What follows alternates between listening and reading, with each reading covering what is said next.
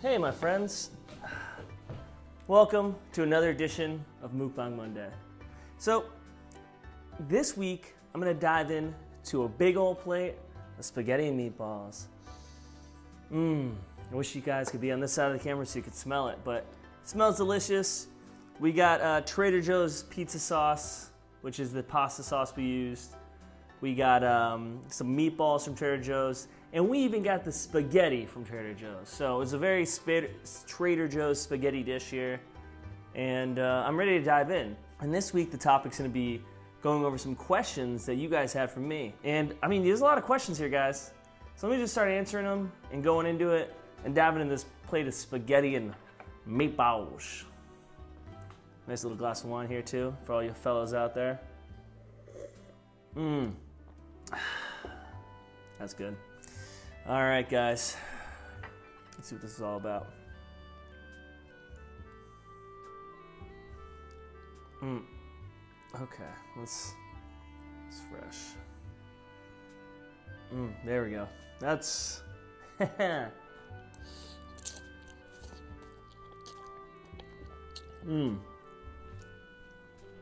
have a napkin for this kind of meal. Gotta have a napkin. All right, so let's see what the first question is. I'm gonna try to get all the questions, but you know, I'll just see what I can. Some of them are doubled up, some were kind of similar, so I'll just see what the options are. All right, let's see what we got here. I'm looking over here at a MacBook. This is gonna help me out, you know, seeing what the questions are. I wanted to do this kind of very raw, very like authentic. So you know, I glanced over the questions, I've read them a little bit, I've kind of thought about them a little bit, but I also want to just kind of read them in the moment and see them off the comment sheet, off the list I get, and just kind of answer them like, you know, off the top of my head as best as I can.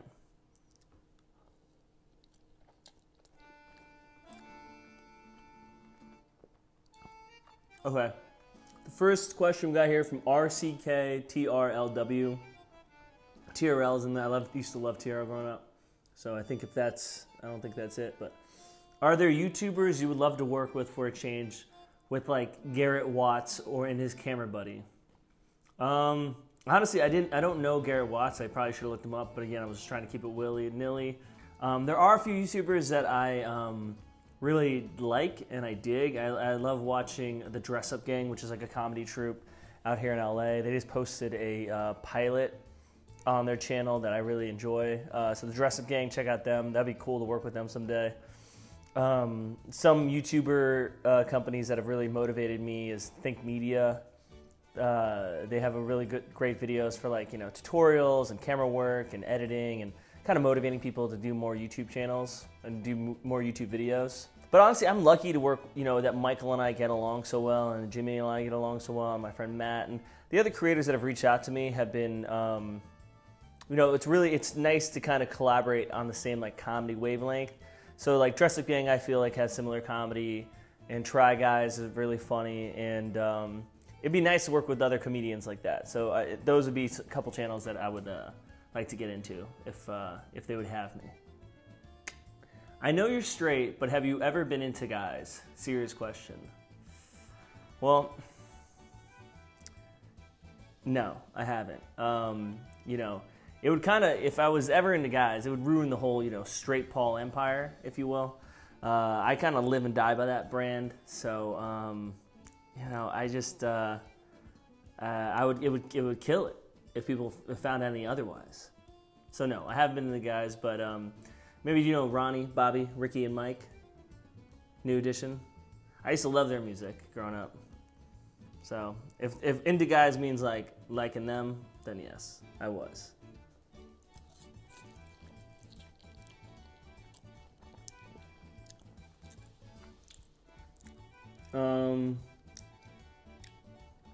How are you so cute? I actually need answers.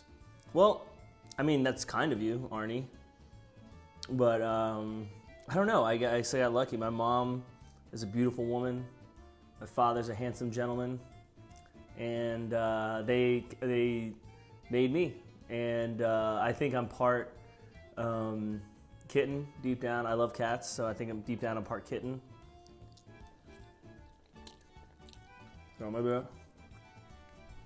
So Daddy Paul, I was getting an IV drip one time at...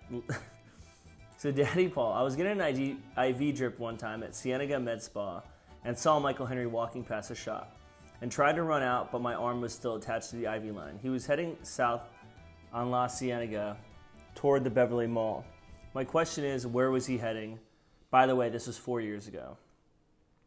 Michael he's a recluse. He goes all over town. I don't know where he goes from point A to point B. I know when we shoot, he's there. I know when we edit, he's there.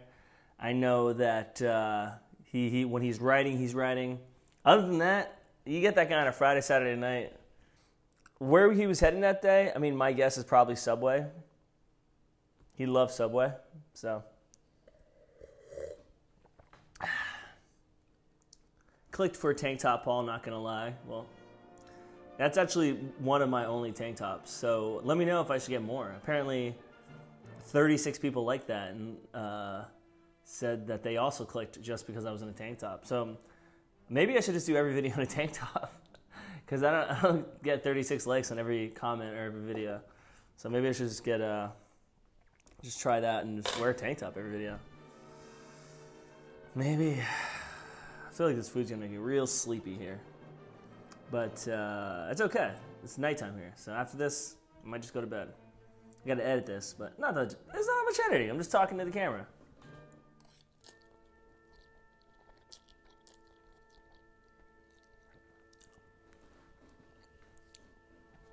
Will R. What has been your favorite skit to work on, both for Michael Henry and Jimmy Fallon? What do you enjoy most out of all the creative hats you wear? Actor, DP, editor, director. Well, for Michael, honestly, we've shot so many that it's hard to really pick a sketch that I really look back on and love. I mean, I say that because honestly I really like working on them all. They always make me laugh. There's always a good time. There's always so much that we both kind of put into the sketch and so much effort. Obviously, these are all Michael's stories, but creatively and choosing locations, and creating the sound effects and creating the music and the cuts and the editing and the shot selection. That's a lot of me, and so every one of his sketches is like a little baby of ours. And I think, honestly, probably one of the first Dumpster Queens. There was one where it was Pete, Lucid. I don't even think it was called the Dumpster Queens at that point. I think we were on my front lawn, and they were talking about, did they get the email? And Pete didn't get the email, and it was an email to be invited to Usher's boat party. And it was just, I just remember, I still think about that sketch. And there's a line that Pete says, I can't remember, I'll find the clip that's so funny that makes you laugh every single time. So it was probably Did You Get the Email, which is an original Dumpster Queens, before Dumpster Queens were in front of the dumpster, and before the Queens even knew about the dumpster. So this is pre-dumpster, still Queens. Where did you get the email? Check it out, I'll link it, so you'll see it. And Jimmy, my favorite one of Jimmy is probably Curtis, the Curtis one. That was the first one that we worked on together. Yeah, I think it was the first one we worked on that was solely his channel. And it was like one of the funniest ones. And I still send that around to people because he did such a good job. I'm really happy with my camera work on that. There's a lot of really funny actresses and actors in that one. Stephanie Koenig, who's in Brian Jordan Alvarez's videos. She's in that, and she's like has a minor role, but she's really funny. And there's just a lot of funny people in that one, and the script was really funny, and it really tied together well. So check that one out if you haven't, with Jimmy. And then, honestly, my favorite thing to do out of actor, DP, editor, director is to direct, tied with acting. Now, I like acting. It's fun for me. The thing is, I don't take it necessarily, the acting aspect, as diehard or serious as some people. That's why I never really fully committed to being an actor. I tried in the past a little bit. I was in a couple commercials, and I did some short film stuff and some other, smaller gig stuff, and it just didn't really click for me. So I kind of used my creative hat and kind of turned it more into the behind the camera stuff with directing and editing and shooting. So I'd say directing is the most fun, tie with acting kind of a little second less.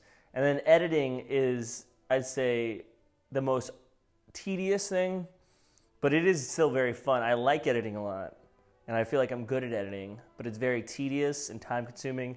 And if you're editing something that you don't like, or you don't really like, you're just doing it for money, then it just becomes, honestly, then it's awful. It's awful. If you're editing something you don't like, it's awful. It's not I don't know. But, and then I guess DP, director of photography, don't get any ideas. All right. I mean, I like being the director of photography. I think I'm confident in my shooting ability. It's just there's being a DP. That's it's like a whole other language sometimes. So I still kind of need to wrap my head around some aspects of that. Some like on the higher end stuff. But I'm still kind of, I like it. It's up there. I'm sorry, it's hot in here. Honestly, I was making this. And when you pour the pasta out into the colander and then the steam blows up and it kind of gives you like a little bit of a facial. I did that and that made me sweat. And then it was cooking meatballs, the sauce, Now I'm eating, drinking some wine. I'm feeling good. I did some sweating and it's hot in this apartment. It was 93 in LA today. 93, can you believe that? All right, let's see what the next question is. Hi, Paul. What is your dream vacation destination once COVID is over? Thank you for noting that. Honestly, I would love to go to like Cancun or Cabo. I mean, I've been there once before in 2016, but it'd be really fun to go, and I want to take my girlfriend there, so I think that'd be really fun. Just really enjoy the beaches down there. It's beautiful. The water is clear. So, the South of Mexico. So, what is that? I think Cabo, or is it Cancun? No, Cancun is way further down. That's where I want to go. How often do I get recognized? Actually, funny enough, around here I kind of do. I kind of do.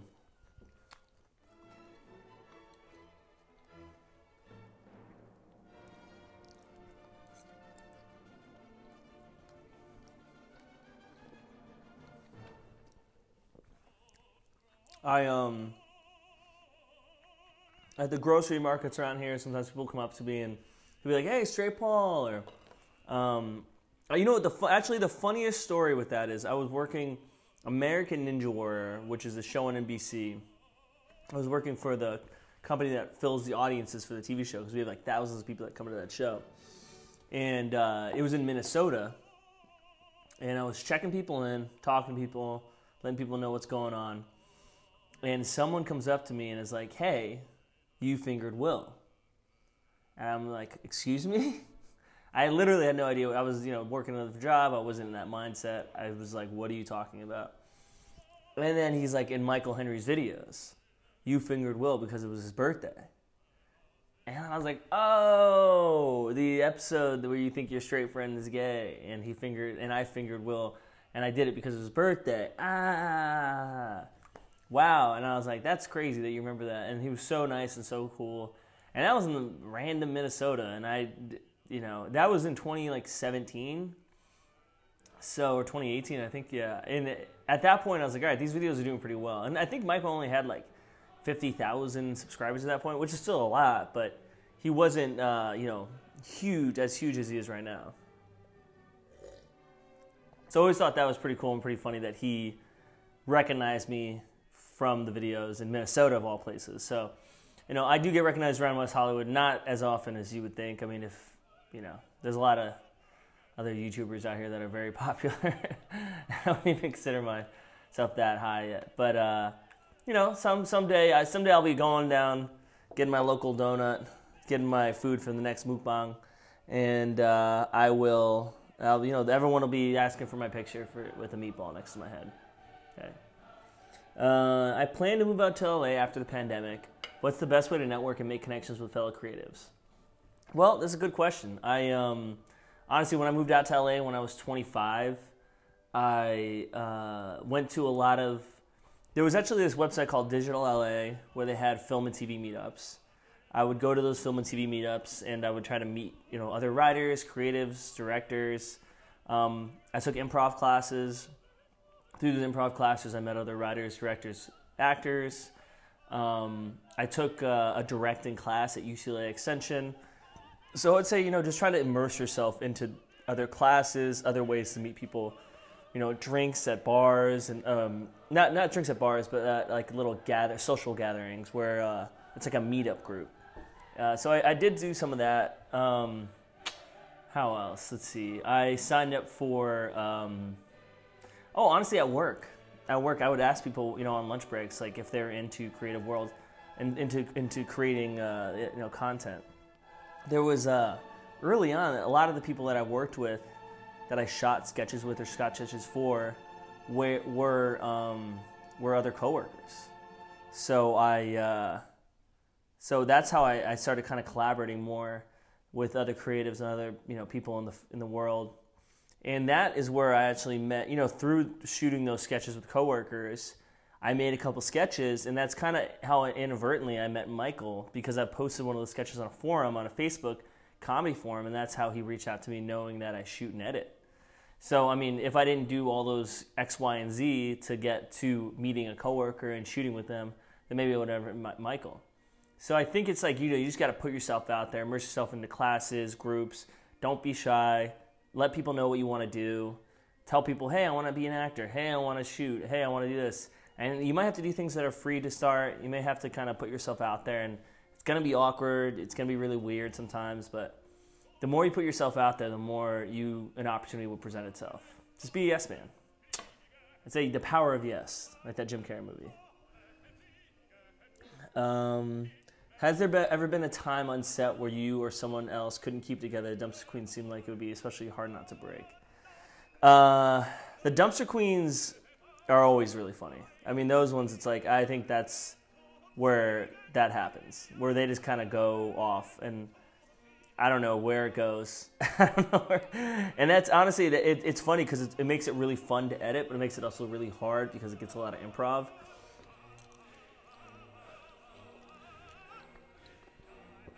But I would say, honestly, when it comes to Michael's sketches, he's very regimented about people staying to the script. Outside of the Dumpster Queens, we do get a little improv-y there. Sometimes on Jimmy's videos with the Sex and the City, that happened. That happened occasionally, where he, and I'm trying to think of one that was really. Yeah, there's a few times on Jimmy's where it's just he's great improviser. He's like a master improviser, I feel like. So he really can get people kind of riled up, and then he works with other really good improvisers. So they just kind of go at it and just like start busting up laughing. And he's posted some bloopers, so you gotta check those out. But sometimes on his, like I think like the Curtis set, it was like we were just all cracking up, and I just couldn't even hold the camera. So his sketches definitely. I think Curtis too, where he was about to have the threesome. That was one where we were all in the room. That it was like there were some really funny moments, and then Curtis like throws up. So that was pretty funny. So check out that one, Curtis 2. And all the links will be below. So if you want any of these links, check out below.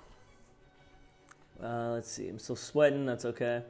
All right. So Brett Braniff. Let's see what this. Yeah, big fan, Brett. Thank you always for commenting. You're really kind. Do you guys have a budget for your videos? I've done a few videos, short films over the last couple of years, and I was involved with actually had a budget. It paid for camera equipment, rental equipment, a wardrobe. Really no budget for the crew guys. Because we wanted the experience. It was really all for one situation. So you guys. Yes, those things. Closet. Well, do we have budget? First question is no, not really. I mean, Michael will spend some money for props. In some shoots, we'll spend a little more money, but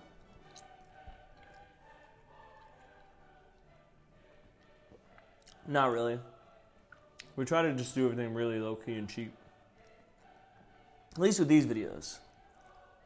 So if you watch Michael's Adjacent, which is a short film, where you watch his journey of being unlikable, that was a pilot. Those are short film. He did set out a budget for those. And that budget came from his earnings through making YouTube videos. So when he does a sponsored video, when he does these paid advertisements, it's because he can make longer form things and create more content for you guys.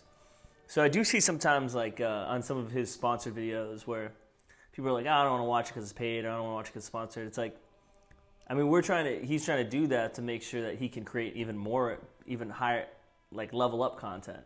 So in those cases, yeah, we do have a budget, but for the normal sketches, not generally.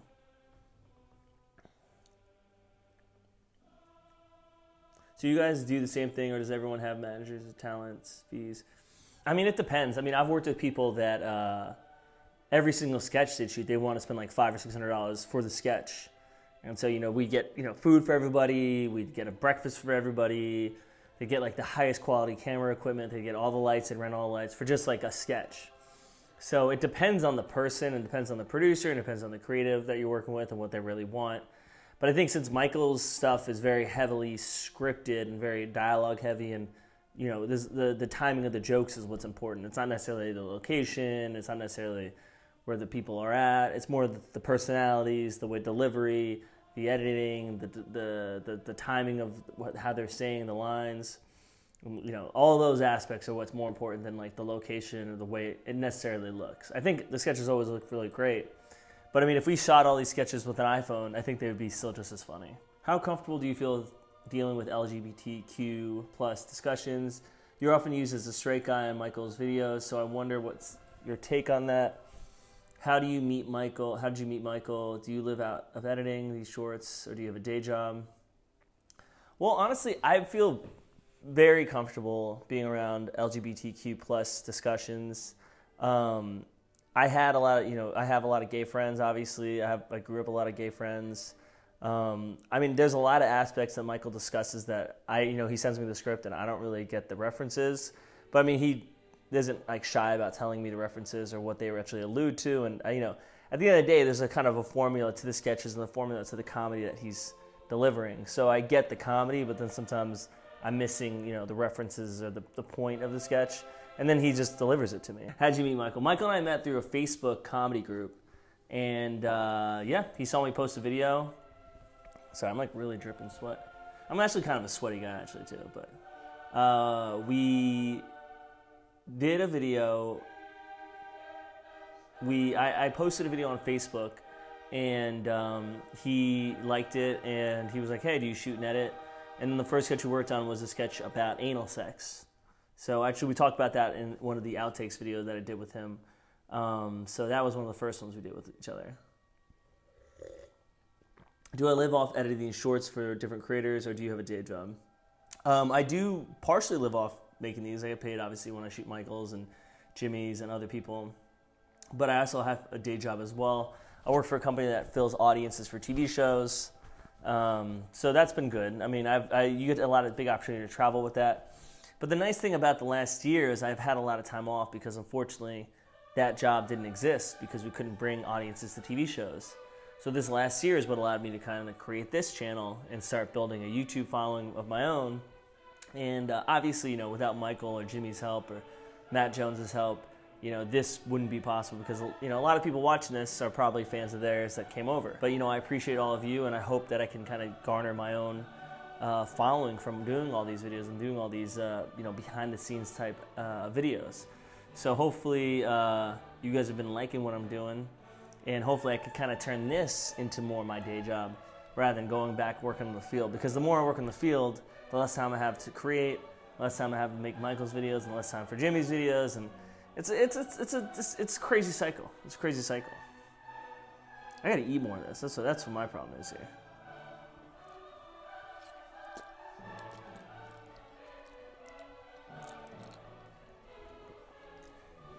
Most uncomfortable thing you gotta do on camera? Honestly, I'm never really that uncomfortable to do anything on camera. I honestly will do a lot on camera. So, don't tempt me. Don't tempt me. Did a fan get you that couch? Kind of. I mean, fans watch Michael's videos. Michael makes money off those videos, and he pays me.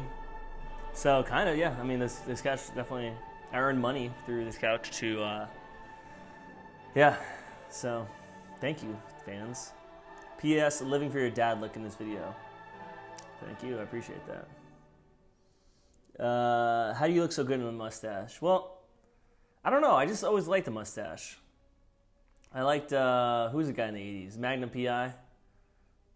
Is it Tom Selleck? Oh, I'm going to get that wrong, but I don't know. Magnum P.I. He had a big mustache. I'll post the picture. He's going to be like right here. That's why I like the mustache. He was a sharp-looking dude.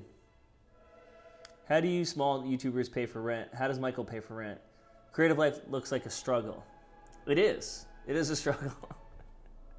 I mean, I pay for rent just like working, man. I just I make videos, I make content, I work a side job, I hustle, I work whenever I can, and I just save. And yeah, I mean, it's just, you know, I love what I do, and I love the opportunity that I get to make videos like this, talk to you, and make people laugh through editing and shooting and directing and sometimes performing. And that's always what I've wanted to do since I was 10 years old. So if I could do that and make money, which I am right now, then I'm blessed. So so far so good.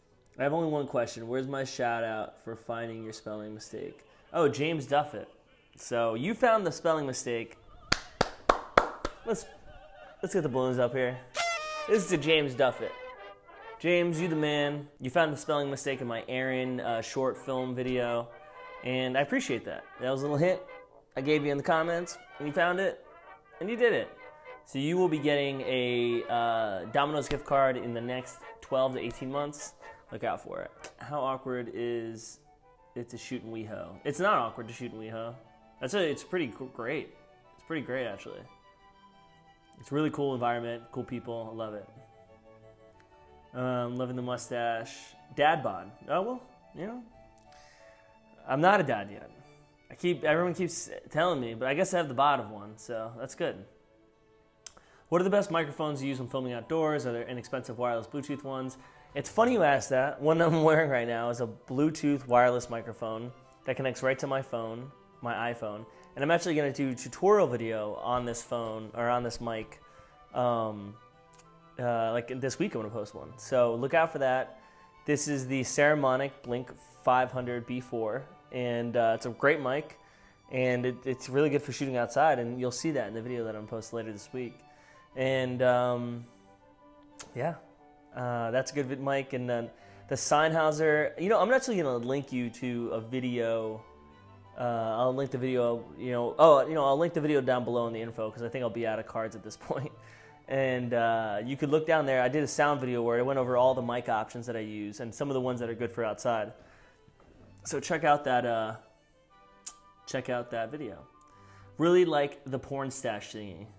Thank you, Patrick. Appreciate that. Will you ever make an extra effort to learn how to pronounce mukbang correctly? Well, this video, actually, I saw that comment, and I actually watched the video on how to pronounce it correctly. And I've been saying mukbang, I believe, which some mukbangers do. But according to this YouTube video, and I've been watching a lot of YouTube videos, and I think I learned the pronunciation. It's Mukbang Monday. If I didn't get it right, I apologize. But I will definitely try to make the extra effort from now on. So if you saw me in this video, I already have, but I will definitely try.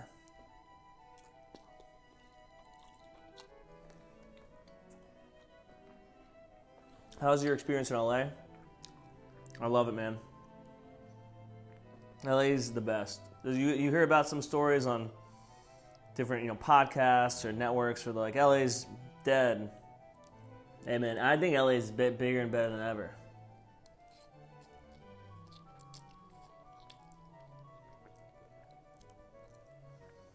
Do you and Michael share housing? No. Do you like all your gay fans? Of course I do. Yes. We make you feel uncomfortable. Absolutely not. Or no, it says we make you feel uncomfortable. No, you don't. We love you. Well, I love you guys, and I love you, JC. So thank you for watching these videos. And sometimes I post videos, trying to make comedy videos with the sound effects or straight Paul adds comments, but then I do videos, about tutorials and BTS videos. I'm trying to just everything. I'm trying to throw it at the wall, see what people like. And so I appreciate all the comments and the likes, and people watching it. Was that a vaccine band-aid on my delts? Yeah, it was. Are those guns legally registered? Yeah, they are. Thank you for noticing. Which is one regret from your youth? I wish I had studied more in high school. I don't think I studied enough. Not that it's like a big deal, but I don't think I took it seriously enough in high school.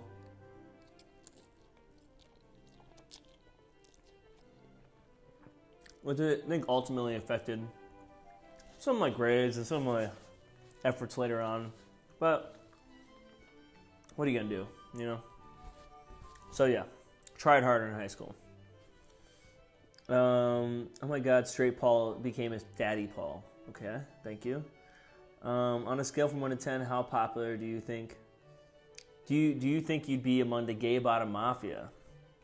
Well, I don't know. If I was gay, I don't know if I'd be a top or a bottom, but I guess if I was gay, I would be a top. So I don't know if I mean, yeah, then I would be popular, but right now, currently as Straight Paul, they probably wouldn't even bat an eye at me because they're not that interested in me. But maybe, I don't know. I think one of the Hungry Bottoms might like me as a friend, maybe, hopefully. I'm impressed by Straight Paul and his awkward straightness. Yeah, I mean, tell me about it. I've been impressed by it for a long time.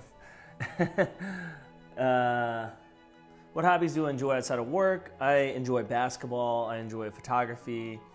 I just do a lot of video stuff outside of work. Do you have a secret talent? I do that. I don't know. I don't really have secret talents. I just have the talents I have. I wouldn't keep. If I had a good talent, I probably wouldn't keep it secret. I would just let you guys know what it is. I juggle. Is that even legit anymore? Is that a thing?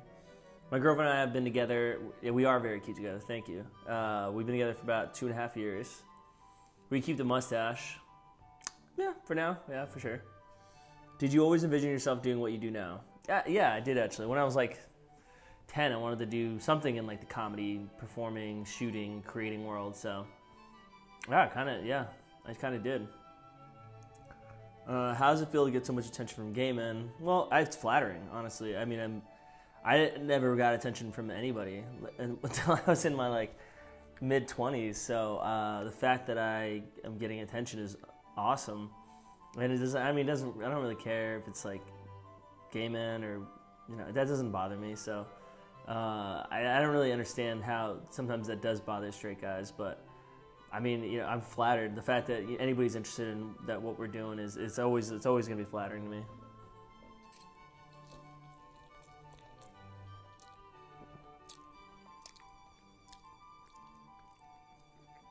What's your comfort food? I'd say probably fried chicken. I like fried chicken. If you want to take one album with you to Deserted Island, what would it be? Probably Will Smith, Millennium. Big Willie style is pretty good too. Will Smith, Millennium, or Big Willie style.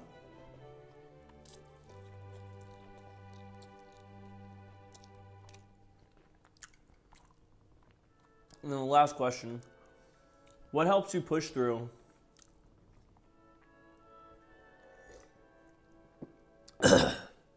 Oh, sorry. What helps you push through when wanting to start something new? People always talk themselves out of things before trying or anxious to start. What helps you push through that, or do you deal with those feelings at all? Well, yeah, I mean, honestly, I like to wrap up this question because this YouTube channel, I've been talking about doing something like this since I was 25, 26. And I was always just anxious about it. And I was always nervous about putting myself out there like this. I didn't know what people were going to think. I didn't know if people would like it. I was like, oh, but even if my first videos stink, or what am I supposed to even say? Does people even want to hear what I have to say? So I just kind of, I was between a rock and a hard place last year where I got laid off. I didn't have much going on. I was on unemployment. And I pushed through because it was all I had. I knew how to create content.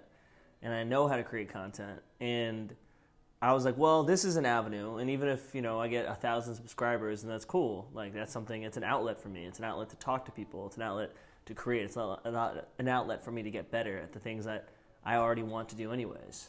So I think it's like a desire of just forcing yourself to push through the anxiety and push through the nervousness and push through the awkwardness. And it's honestly like painful.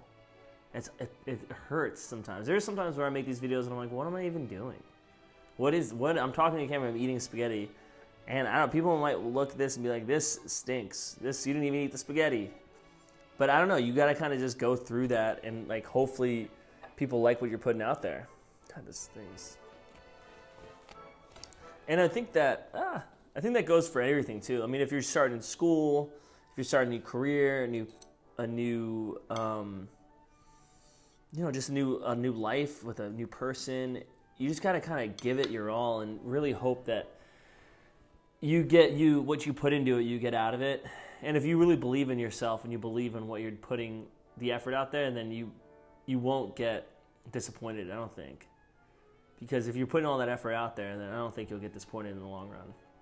Because no matter what, at least you put the effort out there. So I don't know if that, what helps you push through those feelings? Dedication and motivation, and just really like resilience to kind of push those feelings past those feelings, and really believe in myself. And it's hard sometimes, but then you just get a big plate of spaghetti and meatballs and you eat in front of a camera, and then you see what happens. So I think I got all the questions. I don't know. I think I did. If I didn't, ask more questions on here. Hopefully you were happy with the answers. Yeah. I don't know, guys. I have a little one right here. Got a big plate of spaghetti to finish.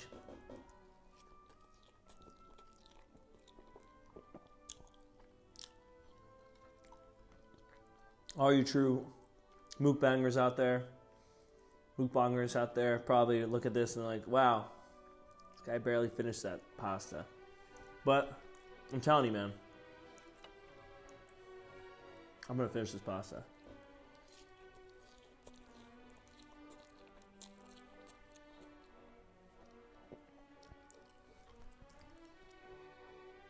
All right, guys. There's probably, there's hundreds of questions out there. There's a lot of questions, a lot of answers. And these are just a few of them. So thank you guys for asking them. Hopefully you guys enjoyed this mukbang. And I'm going to finish this and probably put the Mighty Ducks on. I'm going to watch the Mighty Ducks right now. It's a good comfort movie with a big comfort food and a glass of wine.